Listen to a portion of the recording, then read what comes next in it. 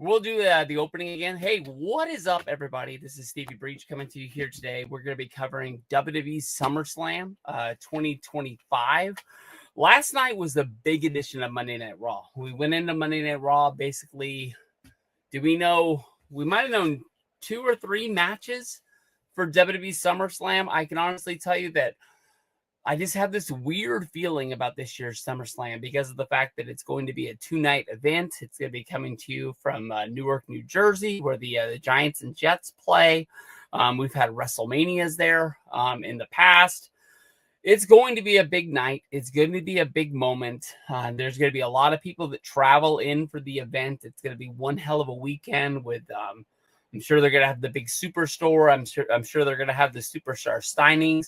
I would hope they would do something like the WWE World to give the people like a moment to be going into it. But going into last night, we knew about the Jelly Roll, Randy Orton versus Drew McIntyre versus Logan Paul match that was set up during Saturday night's main event. We'll get to talking about that match a little bit down the road, but really surprised how fast people jumped on that match, saying that it was trash, that it didn't really deserve to be on SummerSlam. A lot of people were saying like how, AEW had like one hell of a show with All In, and, they've sort of gone away from trying to bring in outside sources to watch their show to boost their numbers. They're just going to go strictly wrestling, and that's what it seems to work. And right away, WWE goes to a celebrity and tries to use that to spice it up, and that's possibly one of the moments that's going to be there. I think this is going to be a damn good match. I'm excited to see Jelly Roll. I can tell you that I think he's an awesome artist. I don't listen to him a ton. He's got country influences in his music that I think if I listen to him more, I honestly think that I would really like him. But it's not like this dude's going to be going out there working the entire match. We've seen, celebrity matches in the past. And as long as it's like Steve Amell at SummerSlam, I want to say that was like 2015, maybe it was 2016, with him and wasn't it him and Wade Barrett against Cody Rhodes. No, it was Cody Rhodes and Wade Barrett against Steve Amell and Neville Pac from AEW. And that really blew our mind how far he was going to go. He really loved professional wrestling. On the other side, I can think of WrestleMania 27 in Atlanta with Snooki. That match is nowhere near good. But when they played the Jersey Shore music and she came down to the ring, people booed the hell out of Snooki. Nobody wanted to see her at WrestleMania. She did the one like cartwheel gymnastic spot into the corner, which set up the finish. And I think people saw that she took it serious and she tried and she didn't mess anything up. And, that night, everybody cheered Snooki out of the ring. You honestly really forgot the moment when she came out and she just got booed. I mean, I think that they're going to make sure that Jelly Roll gets into his spots where he is a big deal and people are going to like it. We also had Cody versus Cena for the World Heavyweight Championship match. We all know that that's going to be a big match. That's going to be main event night 2, and that's what people are going to be wanting to show up for. That's going to be a big deal. After Monday Night Raw, we basically got added Punk versus Gunther.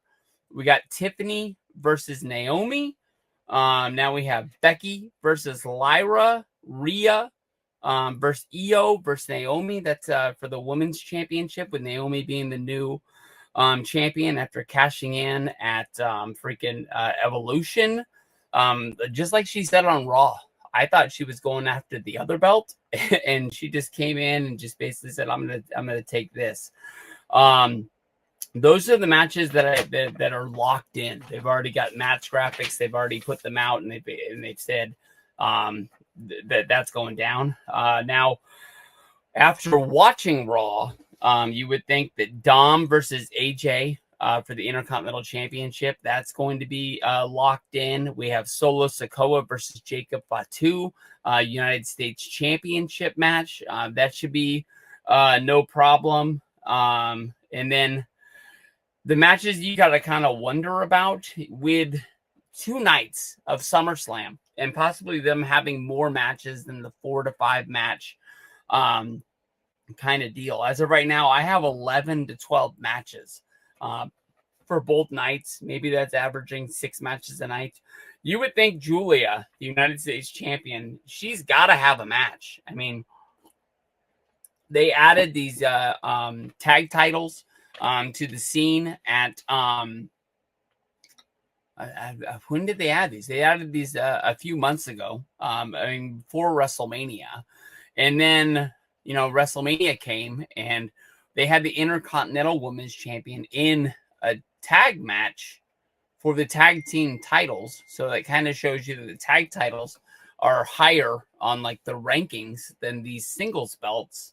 What is the point of having these belts if we're going to have 2-night events and we don't get to see the champion go down there? So Julia has to have somebody, maybe a Chelsea Green in there, possibly, I guess you can think of.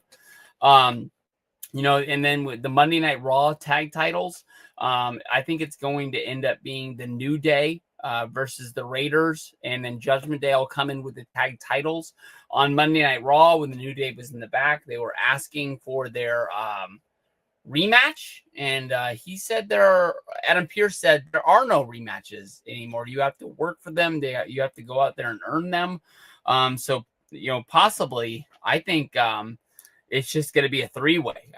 We might get a match on Monday of the New Day versus the Raiders, but why not just have all 3 teams in there? I don't have the SmackDown tag titles that are going to be on there, but the Wyatt Six just won them. They've got DIY. They've got the Motor City Machine Guns. Maybe they're just possibly going to have another 4 corners like Bonanza match of everybody going on everybody. And we just do something like that. And the tag titles for the women's, I'm going to put Judgment Day going up against Charlotte and Alexa Bliss. A lot of people gave thanks to Charlotte's article. The Athletes Tribune that came out that said that how much hate she gets out there and on social media, just people just sending her messages about how much they hate her. I've always been a Charlotte fan. I understand the difference between, is it Ashley Flair and Charlotte Flair? I've never been at a point when I thought that, I hated her or anything like that.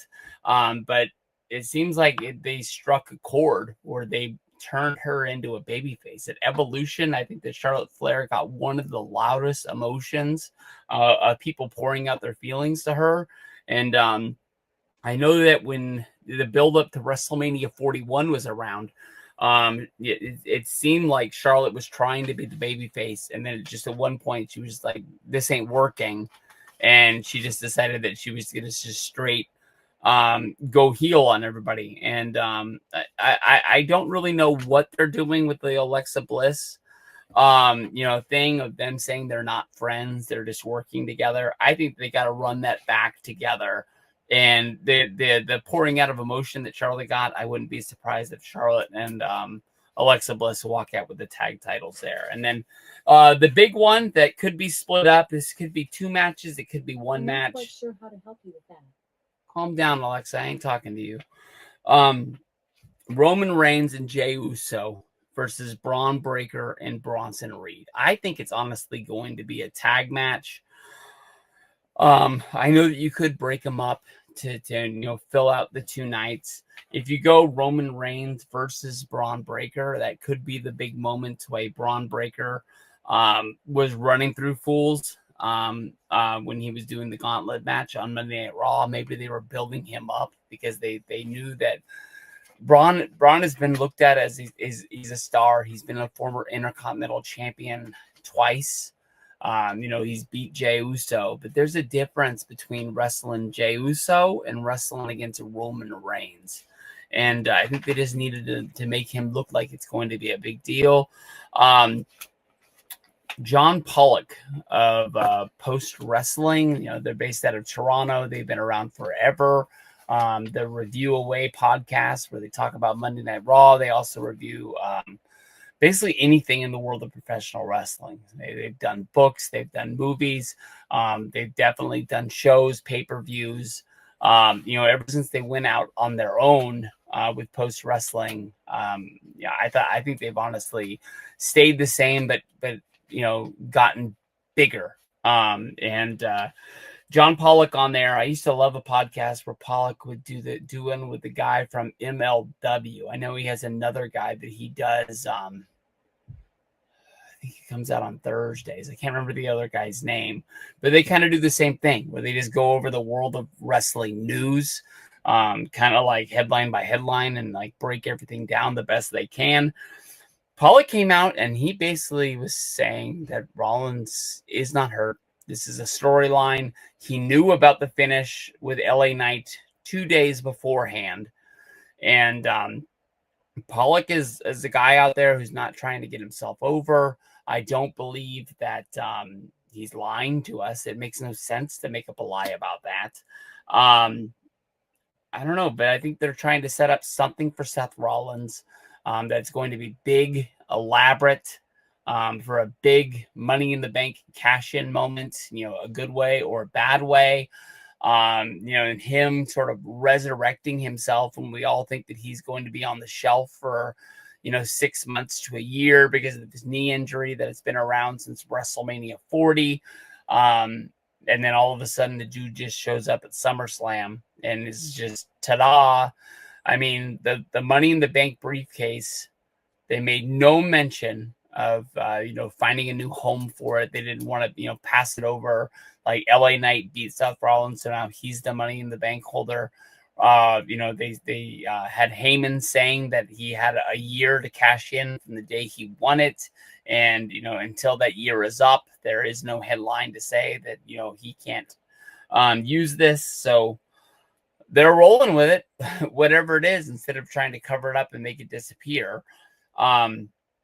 It could go either way. I think Jey Uso versus Bronson Reed, it's not the biggest match of all time. But you could have, Jey Uso hit the, tsunami train of just getting hit, boom, boom, boom, boom, boom. And, or you could just have Jey Uso, rise from the ashes, beat Bronson Reed. And then you got to hope that, Gunther, retains the championship, and then all of a sudden, Jey Uso could find himself getting a rematch, going after that world heavyweight title. So it's a good card. It honestly is a really, really good card. They could do a little bit of fixing, not having so many three-ways with the tag titles. Julia possibly could not have a match. They could just leave her off or whatever it is, but that's pretty darn close to what it's going to be. It's just going to be like how they want to move things around. Hey, what is up, everybody? This is Stevie Breach coming to you here today. I just got off of work. Day kind of sucked. That's the only comment that I kind of have about that one. But SmackDown this week, we got a big match for SummerSlam. SummerSlam is honestly fitting together, looking like a really, really good card. I've said a few times that SummerSlam kind of scares me because of the fact that it is a 2-day event. And I think it's the first SummerSlam to do that. Now, they've sort of showed that they're able to do it in WrestleMania, and they're able to build 2 stable cards, and we don't have to sit around for 8-9 hours waiting for a pay-per-view to finish. They can kind of give it to us in a 3-hour event. It's up to you if you want to watch the 2-hour pre-show, if you want to watch the 1-hour post-show. You can get it from there. But we have for the United States Championship, Solo Sikoa is going to be defending against Jacob Fatu, but not in a regular match.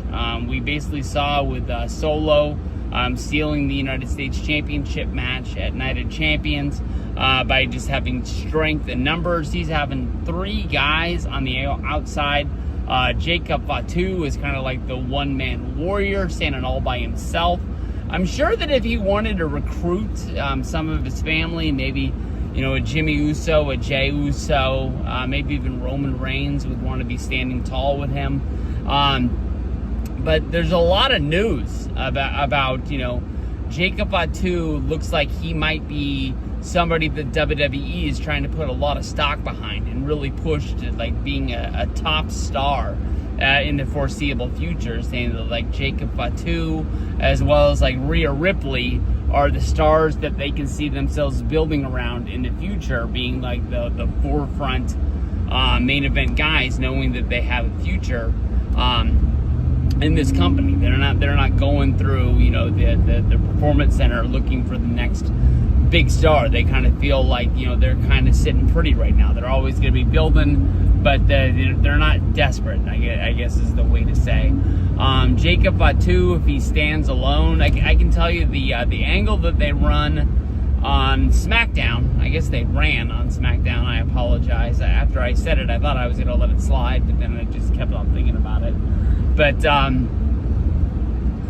with the cops, with, you know, them, you know, trying to get Jacob Fatu arrested, kind of using his record against him, and then having it turn around and, you know, bite Solo Sikoa in the butt. It did remind me a lot of Vince McMahon as well as Stone Cold Steve Austin. Back in the good old days when Vince was always trying to get, you know, Stone Cold arrested. I believe it was in the Garden, as when the cops came in and cuffed him, dragged him all the way out. I can remember also the other time when, you know, Stone Cold Steve Austin was sitting down in his truck waiting to get a hold of Vince McMahon, and Vince was doing everything he could to make sure that Stone Cold didn't come into the arena, for Stone Cold to drag Vince to the middle of the ring, tell him he was going to shoot him in the head, you know, sitting there holding the gun. You know, Vince made a promise to the USA Network there would be no more guns in wrestling after the Brian Pillman, Stone Cold Steve Austin incident. And the same exact guy, you know, that was in the last gun angle, is holding a gun up to Vince's head, and then he pulls the trigger, and, you know, out comes the bang thing, and it was like a Tweety and Sylvester kind of like cartoony gimmick there. But you know, Jacob Fatu is one bad mother, and I wonder, you know, if they wouldn't have, like, really split up the bloodline, and, you know, Roman, you know, went on his hiatus and this, that, and the other, would Jacob Fatu even be a guy that's in WWE? You know, they had all the time in the world. I don't know if it was Jacob didn't want to sign with WWE because he didn't want to move to Orlando and, you know, do the whole Performance Center deal, but he was going to Miami and, like, wrestling for MLW all the time. You know, he was one of the main guys there. He was also doing a lot of West Coast stuff, but I believe he lives out here. But I don't know. Was Jacob Fatu somebody that was on their radar that they wanted to sign, or they brought in just to kind of be the muscle, you know, for the Bloodline group, and then they kind of thought that when the storyline was over, he would just kind of fade away. And now here they are saying that they want to, you know, put this guy up in bright lights. You know, Solo Sikoa, he's got Tongaleo, he's got the Hikuleo, and then he's got the what the heck is that guy's name? It's JC Manu. I think that's what it is. We'll just call him Jeff Cobb, without fear of people calling us marks or something like that for calling their non-WWE televised name. They might as well just come out and start calling the guy Jeff Cobb. I mean, the first time that Michael Cole saw him, that's what he said his name was. And all of a sudden, it just magically changed the next time we saw him wrestling on SmackDown. But I think that this SummerSlam match, we're going to see Jacob Fatu get his championship back in the steel cage. I understand that the thought of the steel cage match is keeping, you know, people out of the match, you know, so it is a one-on-one affair between Solo Sikoa and Jacob Fatu. But we've seen many instances of the heels hitting the ring and basically getting into the door. Then they lock the door, and they can turn this into a 4-on-1 ordeal. As even if Jimmy Uso comes out to try and make the save, if Jey Uso wants to come down and try and help out, that the heels are just able to, you know, hit them as they try to climb up over, and they're just knocking them down, and there's no way of getting in there to help them. Solo Sikoa should get hits. I mean, honestly, that's just the best way there is to do it. Where they go with the MFTs, I'm not really quite sure, but I think SummerSlam needs to be a moment of Jacob Fatu winning that championship, holding it high, and going on a reign that we're honestly proud of. If they do really have plans of pushing him to the heavens, if he's going to be a guy that, you know, goes out and has matches against, you know, Gunther or Seth Rollins in the foreseeable future, whoever's going to be holding that World Heavyweight Championship belt or a WWE title, I don't know. I mean, maybe that's one reason why you have him lose this match and then just leave the United States title in the dust. But if I had bettor's money and I was throwing it down on a wrestling bet, I honestly think Jacob Fatu's winning this belt. I think he's winning this match, and it's off to the races from here.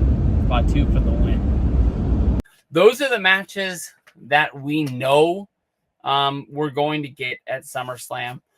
When looking at the matches that quite possibly could be put on there, Monday Night Raw, we had Adam Pearce talking with Dom and the Judgment Day in the back. Dom had his medical clearance that he is still injured. He's not going to be able to wrestle. I don't know. At first, I thought that they were saying that Dom was dealing with a broken heart because of the fact that Liv Morgan was not going to be there. I don't know if he has an actual injury, like to his shoulder, his elbow, his arm. I don't know what doctor note he keeps getting, but Adam Pearce basically said that he is going to be reevaluated. And, you know, once it's basically said that he is able to wrestle, he is going to make Dom versus AJ Styles for the Intercontinental Championship at SummerSlam. That match is basically already out there. You should already be putting up the match graphic. That match is coming down. We have 2 weeks. Even if he's able to get clearance next week, is he going to get a clearance the next week? We have the funny spot of AJ praying up to the heavens, and then basically when Dom tried to pray for the opposite, he was just praying against Dom praying. We haven't seen comical funny AJ since TNA trying to be Ric Flair in Fortune, and I don't even think that was supposed to be funny. I think he was actually trying to get that character over. And because it was so different than what we all knew AJ Styles could be, I know that Tom Cruise, Mel Gibson, all those good actors back in the day, they played parts that they were really not that person. They're just good actors.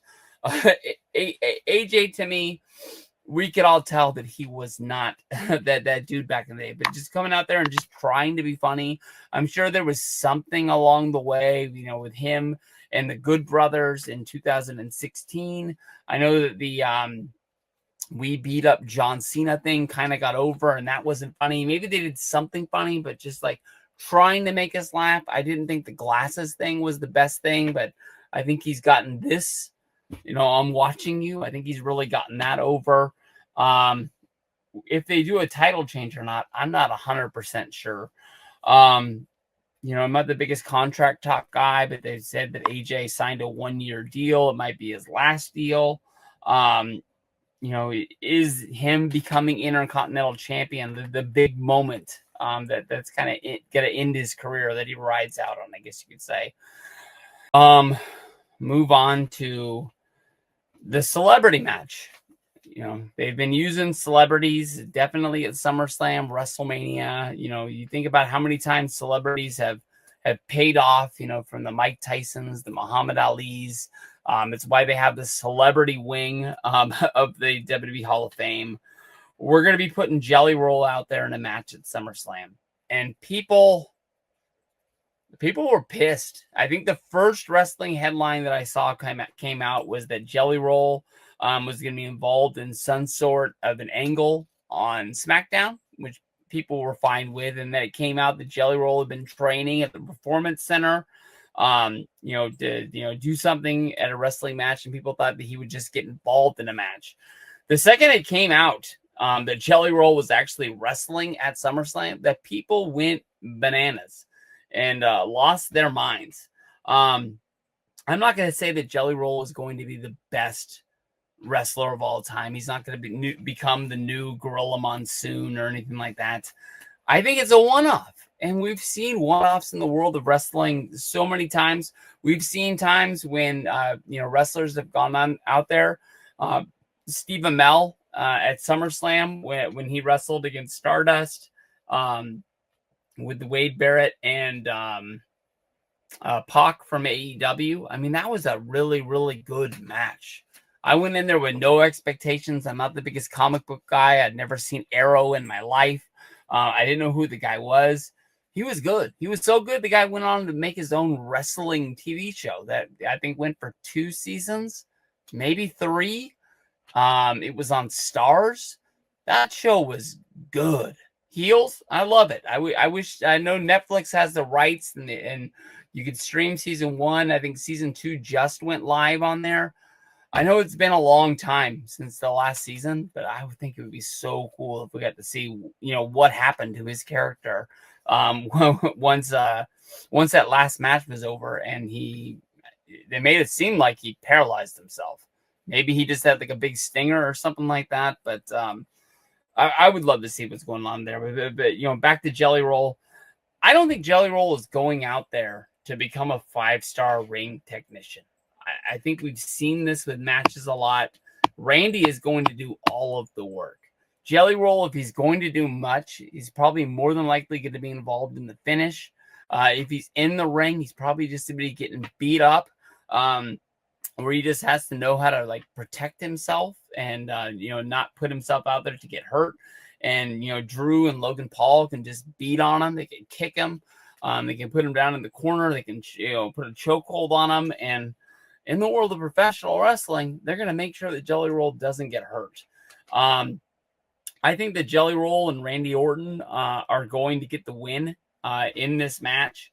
I wouldn't be surprised if, win, loss, or anything else that comes up, disqualification. I would go bananas if Randy Orton hit Jelly Roll with an RKO. I want to see that, honestly, more than anything. They're going to be going up against Drew McIntyre and Logan Paul. Sometimes I honestly think too much about professional wrestling and how a character is being used. Drew McIntyre is involved with this because he had a match against Randy Orton at Saturday night's main event. And that sort of got looped into it being a tag match because Logan Paul attacked Jelly Roll, who was only out there giving him support during the Saturday night's main event match. I think Drew McIntyre would much rather have been in that Monday Night Raw gauntlet match. And don't tell me it's because he was on SmackDown that he couldn't be involved in the gauntlet match to get a shot to go after Gunther at the main event of SummerSlam. Because LA Knight was in the match. So there ain't no reason that Drew McIntyre couldn't be in there. Drew, he came back after the Damian Priest cage match.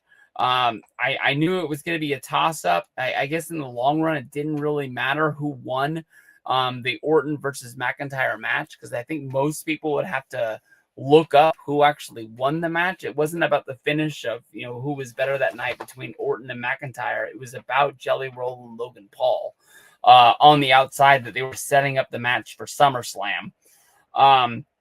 But Drew needs to get back in the championship picture. Maybe he needs to hit a few claymores on Jelly Roll and just put him out of commission.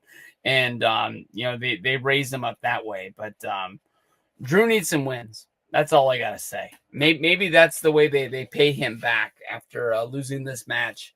Is they promise some sort of a a big storyline in the foreseeable future. But I think most wrestlers, if they get put in the celebrity match, they know that Jelly Roll is going to make sure this is on extra entertainment tonight.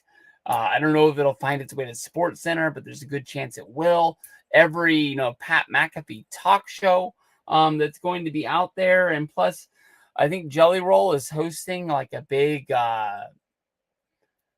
Is he hosting Jimmy Kimmel? Is that what it is? I think he's guest hosting, and Randy Orton's going to be on there. That's huge for WWE. Ever since John Cena really stopped wrestling full time, you don't really see like the Roman Reigns get invited on the Tonight Show with Jimmy Fallon. I don't really watch the Tonight Show with Jimmy Fallon as much as I would want to, but you always see the clips of whatever goes down the next morning. I think that's kind of why they do those shows still. But having Orton be put out there in big time press, I think it's going to be awesome. I don't know who watches those late night shows anymore, but I know that they're going to make sure that people know that this match is going down. Monday Night Raw, we've got the Intercontinental Championship. We've talked a little bit about this match earlier, but we had the three-way just a little bit ago, and then once that was said and done, on Monday Night Raw, we had Lyra Valkyrie going up against Bayley. They had a 2 out of 3 falls match. Easily was the best match of the night on Raw. But I'll tell you the truth. This match is going to be for the Intercontinental Championship. I am done with Lyra versus Becky. The matches aren't bad. It just seems like we've seen this forever. And I think it's really cool. I'm not sure if WWE is using Becky to try and get the Intercontinental Championship over since they lost. They launched these belts. It's been hard for them to get traction on because they launched these new belts and then they just didn't use them. There's no house shows. There's no way to get these belts over other than putting them on TV, and they left them off for so long. Or I don't know if it's Becky trying to get I don't know if it's Becky trying to get Lyra Valkyrie over, and that's why they keep running this match to death. But Becky has gotten the win in the last two the matches. Lyra has to get the win at SummerSlam, and they need to put this feud to end. Becky Lynch, in my opinion, I don't even know why she's messing around with this Intercontinental Championship. She's won the Royal Rumble. She's main evented WrestleMania. She's been champion this time over. There was a time period around WrestleMania 5. Becky Lynch was the most over person there was in the company altogether. I mean that's the only way to do it. I remember the run-in between Becky and John Cena on SmackDown, where John Cena even called Becky Lynch the man and showed her respect that way. I don't know how you do it, but I mean it can't be that hard. Becky Lynch needs to be in made feuds, but then again, we might be at a point where Becky Lynch is wrestling for her own reason. It's not like she's married to Seth Rollins. They're not dying to pay the bills. She just wants to go out there and do something that she cares about. So maybe she just pointed at Lyra and was like, "Hey, I want her to have as good as a career I had, and if it takes me dropping down to have a feud with her to start off her career, I think she's all for it." I mean, I didn't think that when she lost that cage match to Liv Morgan that she was going to be on so damn long, but she's wrestling royalty to the point where people really care about her. So I got Lyra winning the Intercontinental Championship back. I don't really know what night that's going to be, but I think that's going to be one of the matches on there. The main event of night one. that honestly I would do to sort of, they have no problem coming out and saying that, matches that main event night one are main event matches of the show. They've used that for WrestleMania when talking about Sami Zayn, when talking about the Usos, when talking about Kevin Owens. I really believe that you got a main event night too. And I think that's what the storyline is going to be for CM Punk going into WrestleMania. He had his WrestleMania moment where he got the headline night one. Now I think it's going to be like he wants to go all in. I wouldn't be surprised that Punk wins the Rumble in 2026. We've already seen him go over the hump going to Saudi Arabia on the Night of Champions. So it's not going to be a problem with him going to Night of Champions for the Royal Rumble. I still think that's really, really weird. But it shows you in this world today, if you got enough money, you can buy anything. But WWE giving away one of the at least one of the big four. But, what is it? Like they run 11, 12, of these big shows a year, giving one of those away to go over there when they're already going over there. I don't know if that's going to count of one of the two shows they have to do throughout the year. It'd be a surprise if they go over there 3 times, but these guys give them so much money and they might have to make up the 2020. I don't remember if they went over there in 2021 year. Maybe that's what they're trying to do is make up years on the contract when, COVID was going on or something like that. But I put Punk versus Gunther in that main event spot of night one. Him, being in the main event spot, going after the World Heavyweight Championship. I had a question with it because at the end of Raw, Michael Cole, as soon as the match was done, said CM Punk, one of his main goals since coming back to WWE was winning a World Heavyweight Championship to, sort of put a trophy on his career. The ending part is not 100% what he said. I can't remember it 100%, but he definitely wanted to win one of the major championships in WWE. I guess it doesn't matter if it's a World Heavyweight Championship. It doesn't matter if it's WWE Championship. But then rewind a year and talk about, no, I scratch that. Rewind a month and think about Night of Champions and the build to there. When Cena and Punk were in the ring, Cena was talking, Punk was talking to Cena, and he said that he knows the emotions that come to him. Holding the WWE Championship, it changes you into a different person. It happened to him in 2011 to 2012, where he basically started his reign as a babyface and it ended up turning heel.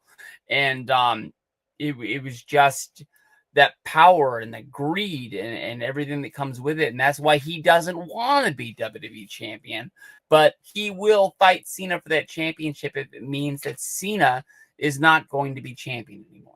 So he basically came out and he said that he didn't want to be champion, but Cole's saying he does.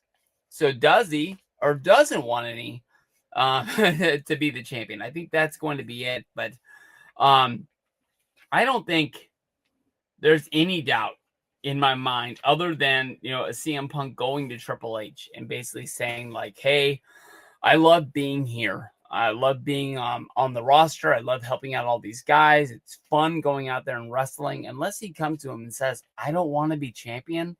I just don't want that kind of responsibility. I don't want to be carrying the ball. There's too many, stars in that locker room that could use it, that need it.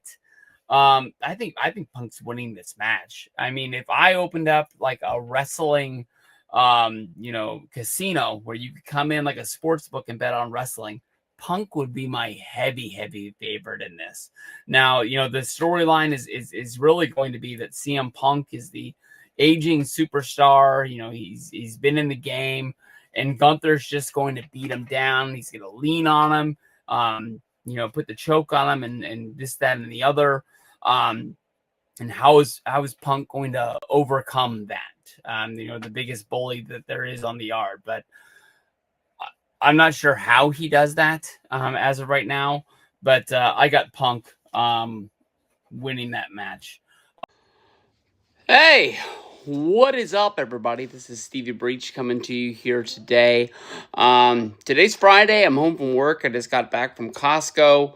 I think everybody has pretty much seen the reports out there on Seth Rollins. Dave Meltzer came out and basically gave an update on what he said after Saturday night's main event. I think everybody's kind of coming out and saying that Seth Rollins' injury is a storyline. It's to make you think that he basically went away and then he's going to surprisingly pop up on CM Punk, possibly at SummerSlam 2025, if he wins the championship from Gunther. And he's going to steal the show, and it's going to be one of the best cash-ins of all time, because you're going to go back and look at that LA Knight match on Saturday night's main event and realize that he had himself go down with an injury. He gave himself an L in the record book to give him like one of the biggest wins possibly of his career.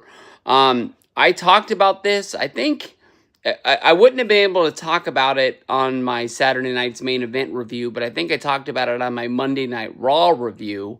How I was listening to the Review Away podcast from Post Wrestling, and John Pollock, out of the middle of nowhere, just kind of said that he knew the finish of the Seth Rollins match 2 days before it aired on Saturday night's main event. And that was a live event.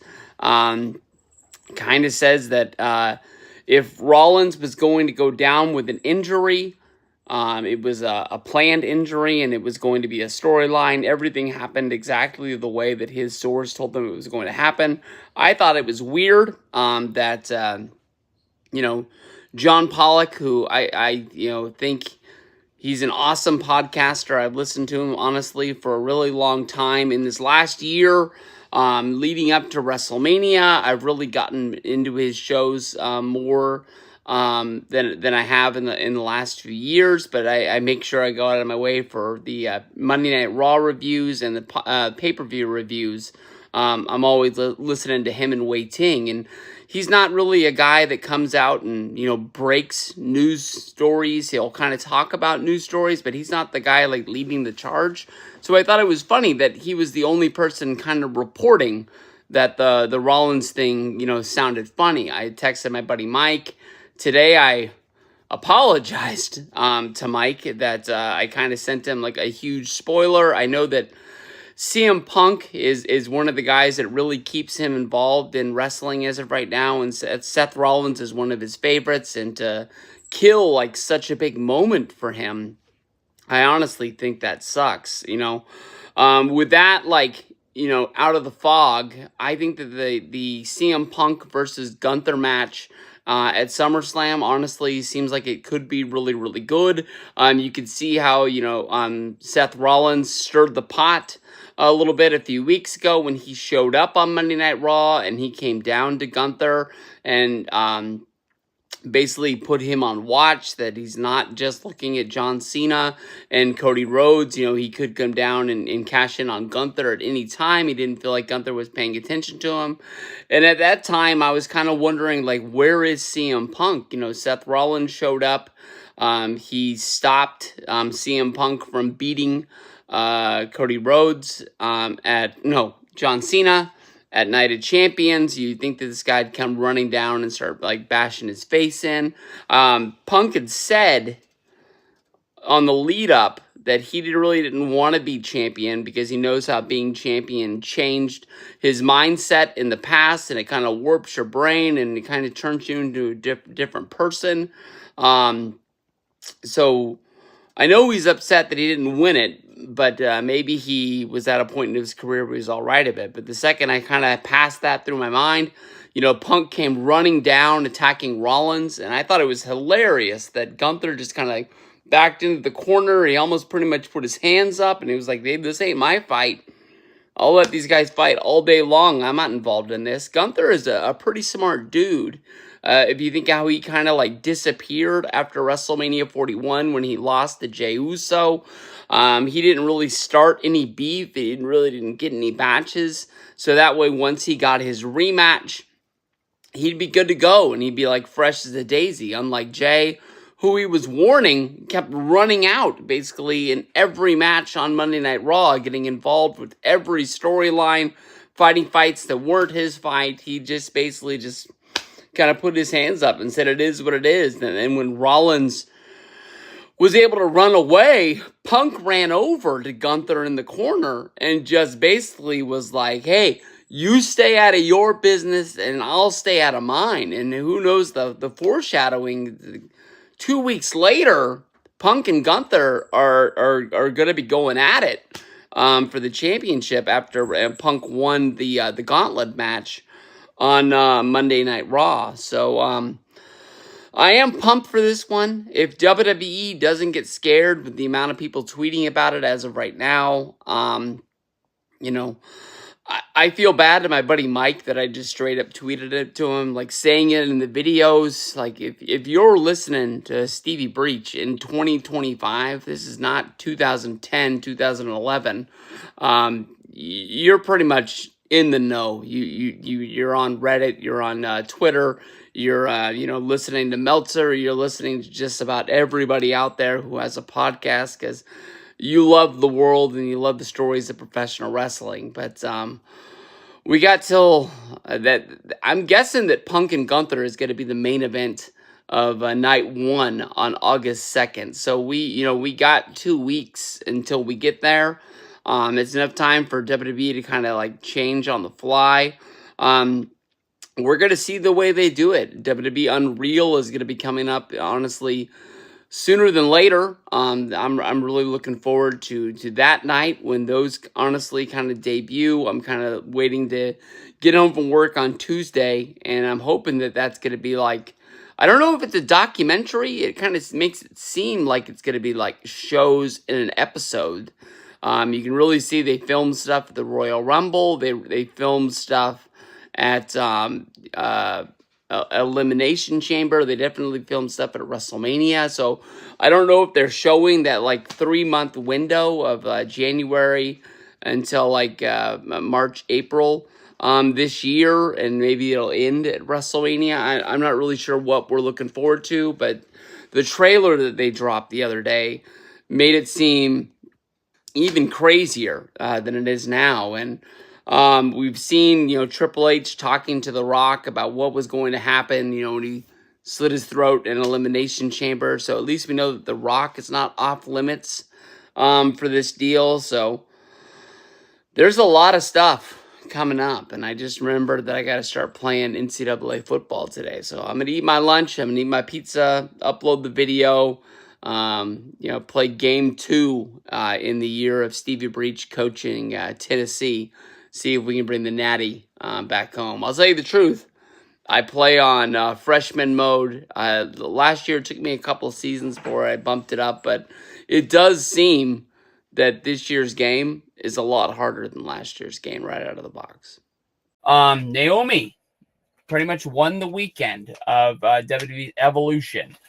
She had the match against Jade, and then she came back and she cashed in her Money in the Bank briefcase during the Rhea Ripley versus Io Sky match, turning it into a 3-way. She basically nailed Io, taking her out of the match with the briefcase, just right to the face. Went in there, hit the big move on Rhea, and surprise, surprise, she walked out with the champion. She called her shot. And people kept on thinking because she was on SmackDown, she was going to go after Tiffany. And, she's just basically said that she was done with SmackDown. SmackDown's possibly becoming a lot better of a show. They're going to be moving now to 2 hours. I believe this, I don't think many people watched the 4th of July episode. So I think it's going to be this episode of SmackDown. We're going to go to 2 hours, and I think it's going to be one of the first shows that people really notice the change. And I think 2 hours is really going to pick up the pace. You're possibly going to notice that a lot of superstars sort of fall off. Might get to a point when some superstars you really like might get released, and they're not going to be there anymore. But I think it's going to make for things in the better. But in this match, Rhea Ripley, the last few months, has really been fighting an inner battle with herself. Since leaving the Judgment Day, she's been like she still wears the dark. She's the black. She's the purple. She's like the Undertaker of the past of like 94. But when you're watching her in the ring, she has heel tendencies. I don't know how to put it almost any other way. Where it seems like she wants to go to back to the days of the Judgment Day when she was already the biggest and baddest. She was a lot like Gunther, but she would do an opportunity to get an advantage. She would do something like that. And I think this quest for her to get back the championship might turn her heel to the point where she kind of like drives herself crazy to get it back. Io Sky, I've gotten a lot of respect for. I had to eat my words. Basically, there was a time period when I didn't watch as much wrestling. And I remember when they said that Rio was going to fight Io on Raw for the championship after Elimination Chamber. I was like, why are they hyping this up like a main event? Isn't Io Sky like a walkover? Isn't she just like the last one on the roster? That's honestly what I thought of her. I didn't know she was a former NXT champion. I didn't know about her time in Lucha Underground. I didn't know, she was a former champion on the main roster. I just didn't know. The chick's good. I think this match is going to come together really well. I'm surprised that they would do a 3-way, but I think they're playing off of Evolution. With Naomi breaking up their singles match, I think the only fair thing for them to do is put all 3 of them in the match again. But then you think about the buildup of the match with Jade, with Rhea and Bianca. Oh, by the way, is Bianca on SmackDown now? Is that why she was the ref of that match? And did pretty much her and Naomi like switch sides? Or no, wait a minute. Bianca always was on. No, I don't know. But fuck it. Bianca, she's on SmackDown now, I guess. For being that special guest referee. But I'm going to take Naomi to get the win here. I think they're going to get her over as champion. And she might not have the longest run in the world, but I think her reign is at least going to last one major pay-per-view along the way. Going to Women's Championship for the SmackDown side. We've got Tiffany going against Jade. Jade, again, of course, she won the SummerSlam title shot by winning the Queen of the Ring at Night of Champions. Who did she defeat in the final? I can't remember who she beat in the final on the pay-per-view. Maybe it was Naomi, but I'm not 100% sure. But that's a little bit of a weird match, honestly, in my mind. You're almost going babyface versus babyface. I know that when Tiffany was in NXT, even on the main roster before, coming out of Nia Jax's shadow, she was a heel. But you go babyface for a major championship. I don't know. I think we're going to see the coronation of Jade. I think Jade's going to come out on top in this one. I honestly, the more I watch Jade and more I pay attention to her in WWE, if she was heel, especially if they found some way. I know many women's wrestlers don't have, mouthpiece wrestlers, be their managers or anything like that. But if Jade had somebody that could be her mouthpiece and talk for her, I think it would make that character honestly so much bigger, so much better that, she didn't have to do the talking for herself. I just think that Jade's going to be Tiffany. I don't got no ifs, ands, and buts about it, but that's definitely a bet that I would make. It's taken a little bit longer for her to be the main chick in WWE since coming over from AEW. But I think it's time. I think that's what they're going to be doing with her. Main event of night 2 is going to be Cody Rhodes going up against John Cena. We've seen this match at WrestleMania 41. These guys have been in the ring at Money in the Bank. We haven't seen them interact since. I don't even think we've seen John Cena since Money in the Bank. If he showed up on Monday Night Raw the next night, I'm not really 100% sure, but this match got locked up by the King of the Ring tournament that went down, where Cody beat Randy Orton in the final at the Night of Champions pay-per-view. I'm not surprised that Cena wasn't there. But if they would have used Cena on maybe the Raw after Night of Champions, I think that would have been a really big moment to sort of put this over. But if you remember the build-up to WrestleMania 41, every Monday Night Raw, it was on site between Cody and Cena.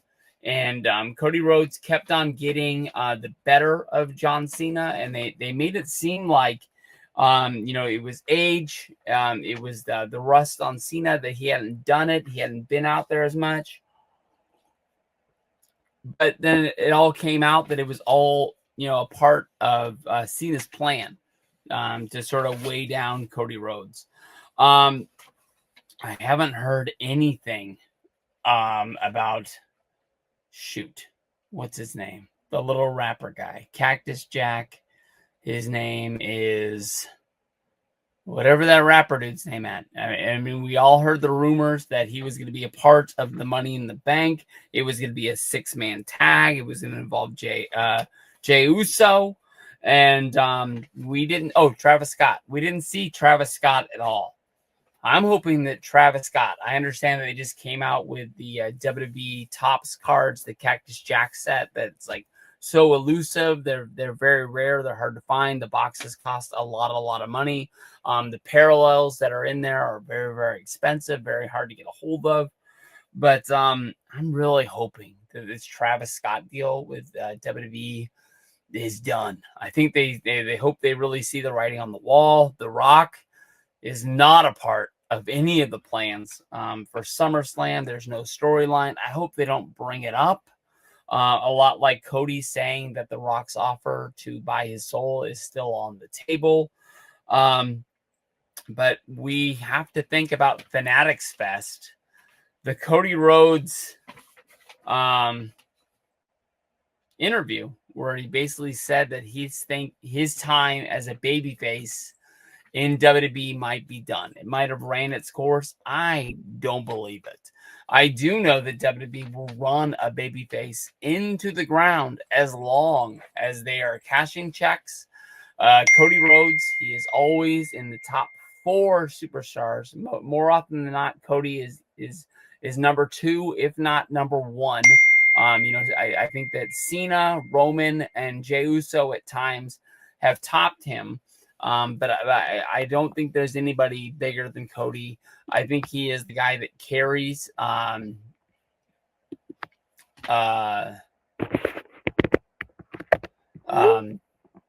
company to the final. But I don't know. I mean, we could see some sort of like a double turn.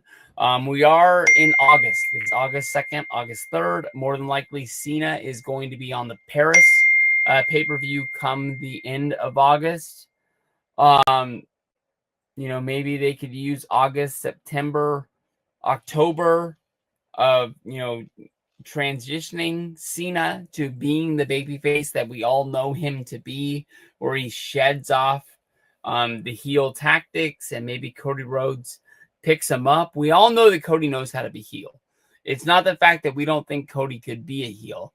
I think he is more valuable to WWE as of right now. I understand you've got a babyface Jey Uso, you've got a babyface Roman Reigns as of right now. I don't know. I mean, they didn't think of turning Hulk Hogan in WWE the whole time he was there, from 84 and until 94. Definitely, you could see the writing on the wall. Royal Rumble 1992, when he was eliminated by Psycho Sid. The place went erupt. It was just like everybody was popping because they knew they were going to see something new. We had seen Hogan as champion our whole life, and as a little Hulkamaniac, I wasn't against that, but I'm just telling you what it really was out there. They never thought of doing it. It was WCW's move when Hogan joined at the Bash at the Beach 96. join the NWO, and they did whatever. And then, of course, when Hogan goes back in 2002, they try to relive the magic of the NWO, and it really only lasted a month from No Way Out until WrestleMania. That Vince was like, I want the red and yellow. Bring the guy back. The people still love him. They would have loved Hollywood. I just don't think they would have booed him as much as they wanted him to. But immediately, Hogan went back to the red and yellow, and that's when they tried to revive Shawn Michaels' career, bringing him out to try to keep the NWO going and going from there. So the big decision, if they're going to do Roman J. Uso versus Braun Breaker and Bronson Reed as a singles match or a tag match, I really think that they could do it as a tag match, and it could be just as big. The interaction between Roman and CM Punk on Monday Night Raw was awesome. I just didn't understand if, okay, the match was going on, and Jey Uso came out to fight off Bronson Reed to help out CM Punk, and then Roman Reigns came to help Jey Uso because he had just gotten, speared by Braun Breaker and decided that was enough. Where was Roman Reigns when Bronson Reed cheated and got Jey Uso eliminated? Why didn't he come down at that point to beat up Bronson Reed and Braun Breaker? Was it because the Jey Uso, he couldn't get down there fast enough and Uso had already been eliminated and didn't want to help CM Punk, that he was going to have to do it on his own? Or did Roman just not want to see Jey Uso get beat up for no reason and he came running down there? Because CM Punk, you could see it on his face. He was like, are you going to help me up after he helped out Jey Uso? And, he put his hand out, basically like, pick me up. And then he just put his hands out like, what the hell are we doing here? It didn't really make any sense. But they're going to have interaction. It's just a matter of when the heck they're going to have interaction. And I think that it's going to involve that championship. I think that Roman is going to want to be the main dog, especially once CM Punk beats Gunther for the World Heavyweight Championship. I think it's going to lead us to Roman versus Punk, and I think Gunther's just going to have to wait in line and wait his turn. But the fact that Braun Breaker ran through everybody at the Monday Night Raw gauntlet match before getting to the end with CM Punk, they could decide that they're going to do Roman versus Braun, and they needed to, emphasize him to be a big enough star that when they put out a match graphic to the non-big time wrestling star who just shows up and watches Royal Rumble, WrestleMania, SummerSlam, Survivor Series, the big four, that they're just not going to be laughing like they just, set Roman up to have an easy opponent that doesn't really mean anything in the long run. They need to the people to have somebody that they can believe beat them. And the team Bronson Reed and Braun Breaker, it really is that, because they've really rolled through the entire roster, minus Seth Rollins's loss to LA Knight, which is mostly because of the injury that he decided that he could go on, even though it really set up LA Knight, just putting him out of his misery when he could have took the I don't know, what do they call that? Like, just the doctor just saying like he can't continue and taking the loss that way. But I think that's it. I mean, we've got 11 matches on here, possibly 12 if they can find an opponent for Julia. I think we've got 2 main events for both nights. Cody Rhodes and John Cena versus the Punk and Gunther on night 1. I think Jelly Roll, Randy Orton, Drew McIntyre, and Logan Paul, I think it's going to get a lot of attention because how many people are down on Jelly Roll. I wouldn't be surprised if that night, especially into Monday and Monday Night Raw coming out of SummerSlam weekend, everybody is like, wow, Jelly Roll surprised me. I really think that he is a wrestling fan. I don't think he's just going out there to cash a check. I think he's actually training his ass off. as a man, he's lost a lot of weight, and that guy is over everywhere. He's on every kind of award show. It doesn't matter if it's country, if it's rock, it's rap. He's kind of relevant to everybody out there. I think that he really wants to do this. He's not going out there to embarrass himself. He wants to have a good match. And I think a lot of the celebrities that have wanted to be there in WWE have always, they've made sure they look good in the end. There definitely are a lot of filler matches on here that I would kind of wish that I could skip if I wasn't watching it live. But even though I'm not ecstatic about a 2-night ordeal, I think this honestly is a really, really good show. You guys let me know what you guys think. That's how I wrote them all down. I know my spelling on here, as I'm just writing it down really, really fast to make sure that I don't miss anything, isn't great. If you looked at it, I even spelled Ariel Hawani. I spelled Hawani 100% wrong. Be surprised if I got any of the letters on there right, other than the A's. But I don't know. That's going to be a good night. We're going to call it a night. So, the person who asked me about WrestleMania 42 with my buddies Ravi and Miguel, I'm still trying my best to put it together. I'm not going to put a lot of pressure on it, because when you put a lot of pressure on it, it's when somebody's just like, fuck it.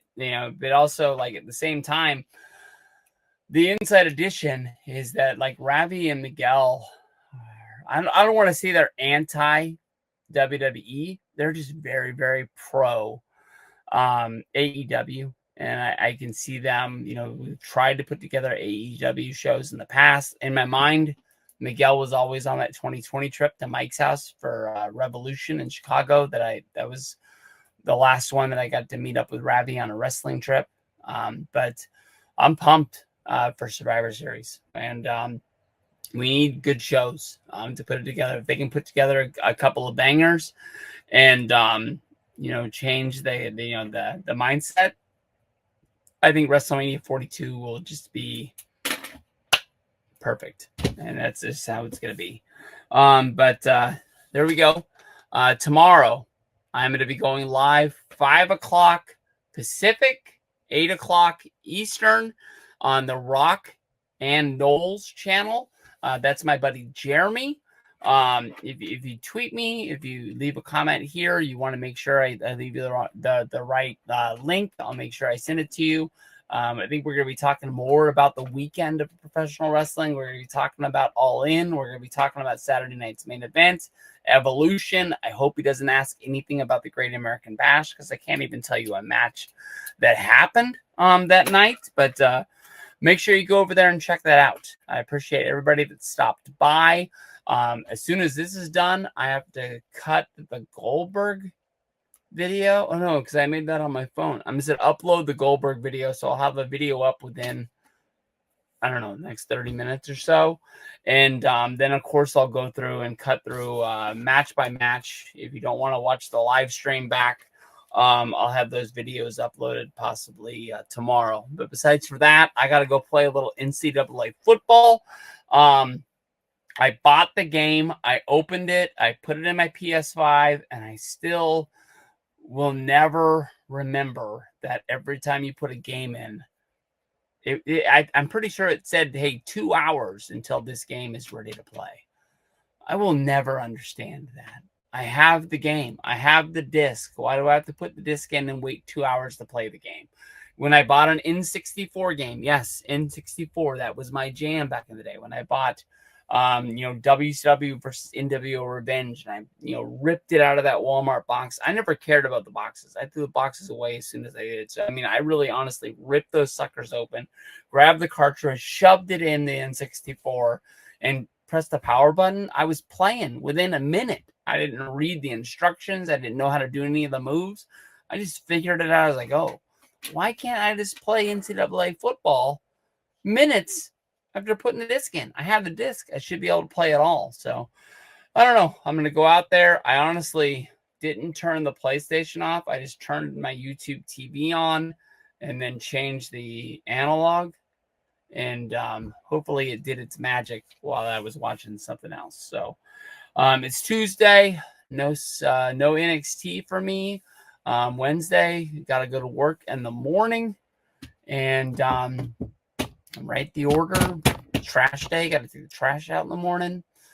I'm gonna get out of here. Peace out, guys. Thank y'all very much.